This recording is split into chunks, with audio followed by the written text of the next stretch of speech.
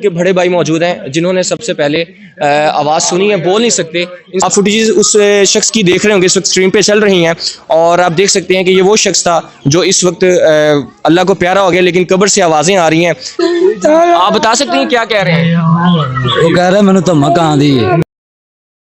अस्सलाम वालेकुम नाज़रीन, कल से आप देख रहे होंगे कि सोशल मीडिया पर एक खबर बड़ी तेज़ी से गर्दिश कर रही है। वो खबर ये है कि शबीर नामी शख्स जो कि चूं कब्रिस्तान में दफन है और उसकी कब्र में से कुछ आवाज़ें आ रही हैं। उसकी कब्र को जब आवाज़ देते हैं तो कुछ धमक की आवाज़ें आती हैं। कोशिश की है कि हम उनके घर आएँ और उनके घर वालों से बात करें और इस वक्त हम उसके घर के बाहर मौजूद आए हैं। इनके घर वालों से बात करते पूछते हैं कि आखिर मामला है क्या, किसने पहली दफ़ा आवाज़ सुनी, क्योंकि उसका एक ऐसा भाई जो कि बोल नहीं सकता लेकिन सुन सकता है, सबसे पहले उस शख्स ने आवाज़ें सुनी है और घर वालों को आकर बताया, जिसके बाद ये सारा मामला हुआ है। तो आइए उनसे बात करें। बड़े भाई मौजूद हैं जिन्होंने सबसे पहले आवाज़ सुनी है, बोल नहीं सकते। इनसे पूछते हैं किस तरह की आवाज़ आई है।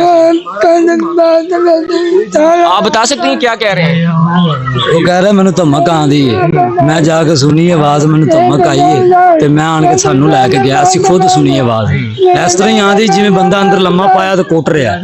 हाँ जी, इन्हू सिर्फ बोल नहीं सकता, सुन सारा कुछ सकदा। कहता रोज उत्थे ही जाईदा, वाम सुनती असीं भी सुनने। आखिर किन्ने दिन आज 17 दिन उन्होंने हो गए ने, आखिर दम तो उन्हें दे ही देना।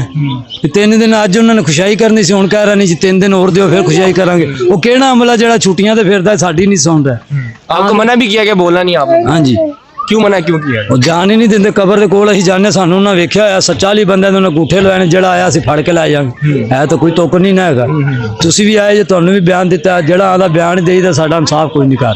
जिन्नी देर खत्म हो जाएगा फिर कबर खुदाई करनी। हुण कह की रहे ने कदों मामला हल होएगा? किस तरीके सोमवार वाले दिन, मतलब पीर वाले दिन? हाँ जी, पीर वाले दिन खुशाई करेंगे, उधर तक कुछ भी हो सकता है। लगे हो गए ने तो 3 दिन और 19 दिन वो खत्म हो जाएगा, फिर खुशाई करनगे भी मरिया। अच्छा, कुछ लोग ये भी कह रहे हैं कि उन्होंने दी ਜਿਹੜੀ डेथ है वो टीका लाने की वजह हुई है या उन्होंने कोई ना बेहोश किया गया, की माजरा है? जिन्नी देर वो बीमार रहा उन्हें अज तक कभी टीका नहीं लवाया। गोली खा लेंदा सैट हो जाता सी। एक गया सिर्फ घंटे के विच उनकी डेथ हुई है। 13-14 लाख रुपया लेना पार्टनर तो उन्हें काम करता सी, वो बंदे ने रल के मारिया। सुबह सुनिया तुहाडे कोल उन्होंने तस्वीर भी कोई टिकटॉक भी बनाता सी। अजी वो बस वो मसेर का मोबाइल से तो उन्हें टिकटॉक बना लेंदा। मौजूद है इस टाइम तुहाडे कोल? नहीं, साडे कोल इस टाइम मौजूद नहीं। किदों कोई है तस्वीर?